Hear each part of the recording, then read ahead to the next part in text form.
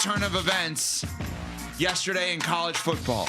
Seemingly out of nowhere, the University of Michigan released a statement saying that they had terminated their head coach, Sherrone Moore, with cause.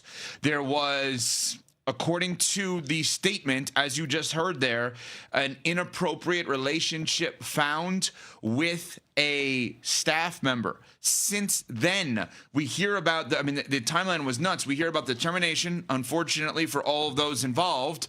And then we hear that he was detained as an alleged assault suspect. Dan Wetzel, ESPN investigative senior writer, was on SportsCenter with Scott Van Pelt last night and had this to say on the timeline of Moore's firing and arrest. Michigan concluded an investigation into Sherrone Moore earlier Wednesday and determined with credible evidence that he had had a inappropriate relationship with a staff member against university policy and his own contract, and he was immediately fired for cause. Soon after that, at about 4:10 p.m., Pittsfield Township Police, just outside Ann Arbor, responded to a call to residents where they were there to investigate an alleged assault. Sherrone Moore had left the place at that time and was later detained, as you said, by the Saline Police, which then brought him back to Pittsfield Township. Or 8:30 tonight, I'm sorry. He was brought to the Washtenaw County Jail, where he is in custody due to the alleged assault, and actual charges will be determined by the Washtenaw County Prosecutor's Office in the next day or so. Okay, so obviously a lot to be figured out. What do we know seemingly that is fact here? He was fired. He was fired for cause. They publicized the inappropriate, they being Michigan, publicized the inappropriate relationship. We're not going to speculate on with who that was because that has not been released. And we are aware of the fact that he was detained by police as an alleged assault suspect. 2 days ago, he was the head coach of Michigan preparing for a bowl game with a young quarterback that everyone wanted going into year 3 potentially as a 39-year-old head coach, which in itself is an amazing accomplishment to get to that level at 39. And now he's fired and spent the night seemingly in jail. Guys, your reactions to what you have just heard here. It's incredibly disappointing.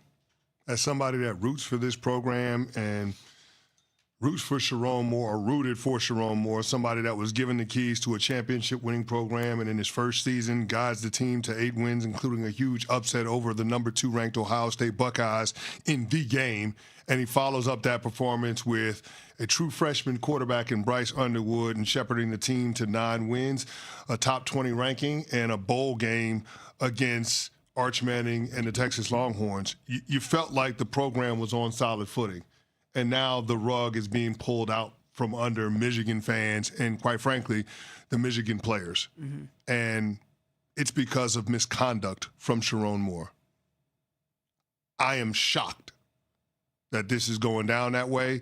It's embarrassing for the program. It's embarrassing for Sherrone Moore and his family.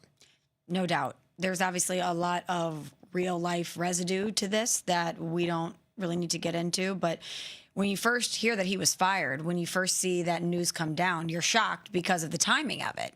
You're wondering why. Is this having to do with football? Is this because of the overall number? They did just lose to Ohio State. Then you see the nature of the firing, that it was an inappropriate relationship with the staff member. That's shocking in itself. Then you hear that he's detained. It just felt like every wave that we got of this story, it was more and more shocking. And there's going to be more on that, but we don't need to get into that right now. But just from a football perspective, the timing of this is so tough for Michigan. Not only are you trying to get ready for a bowl game, and you do feel bad for those student athletes that are preparing for this and their entire world just got upended and their coach is out, and for reasons that are shocking. You think about the coaching carousel that had been in full churn just weeks ago, and it had essentially stopped. So many great candidates are off the board, and now Michigan, which is a storied program, has to figure out what to do in this moment. It's bad all around. No question. And considering what has been published and put out there as fact, obviously there are people that are going to suffer as a result of this. So obviously you feel for the families involved. You feel for alleged assault victims in this. That's first and foremost. That's the real life stuff. We play in a world that is fun and games every single day, and we talk about sports and speculation around jobs and who's better, this person or that person. So it is part of our job to then do the speculation part as to the next head coach at Michigan, right? And who that potentially could be. So when you saw this yesterday and you saw this opening, is there a name or are there names that you guys thought of? Because the first one I thought of was Jesse Minter, the defensive coordinator for the Chargers, who's Jim Harbaugh's guy. And It can't be Jesse Minter for that reason. Okay, so let's talk about that. So basically what you're saying is that anything associated with Harbaugh can no longer be Michigan's place to turn to. Yeah, Harbaugh had a 10-year show cause, but his hand-picked successor was Sherrone Moore. And this is what your hand-picked successor does.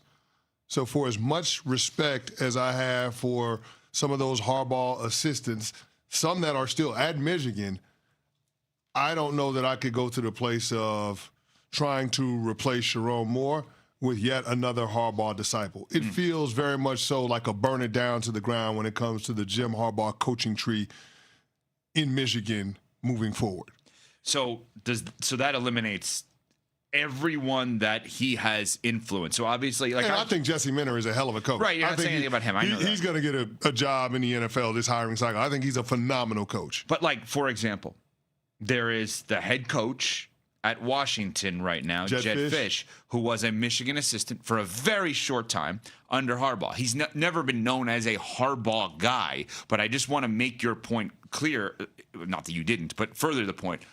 Anyone that worked with and for Harbaugh at Michigan cannot be a candidate for this job in your mind. Correct. Okay, so that in your mind, that would be the aforementioned Minter. That would be Jed Fish. I've thrown out there John Harbaugh. If he's not going to be with the Ravens, why not go for him? Obviously, that would be off the board. So you need, I don't want to say a non-Michigan man, but a non-Harbaugh Michigan man is what you need for the job.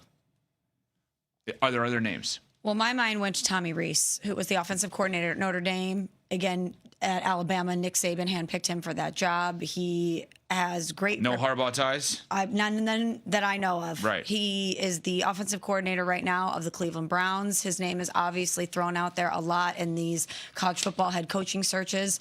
He's somebody that you think is going to be a head coach someday. He's young. I could absolutely see somebody like him being a fresh face for our program. I think if this happened a week ago, I think Penn State would still be looking for a coach. I believe that Matt Campbell would have been the head coach of Michigan. I have no knowledge of that in terms of inside information or anything like that. I think it is just the most logical, obvious hiring to go for Matt Campbell if you were Michigan. Yeah, I don't hate that hire at all.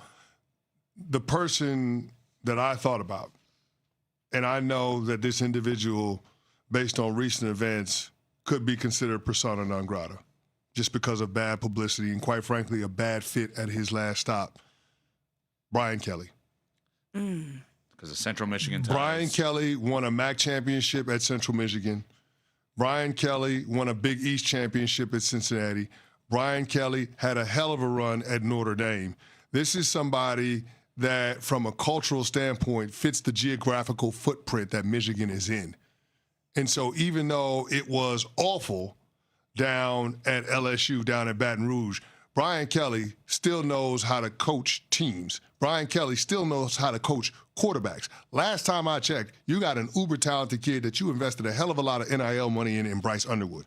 And you got to make sure that you retain him. You got to make sure that you make him happy.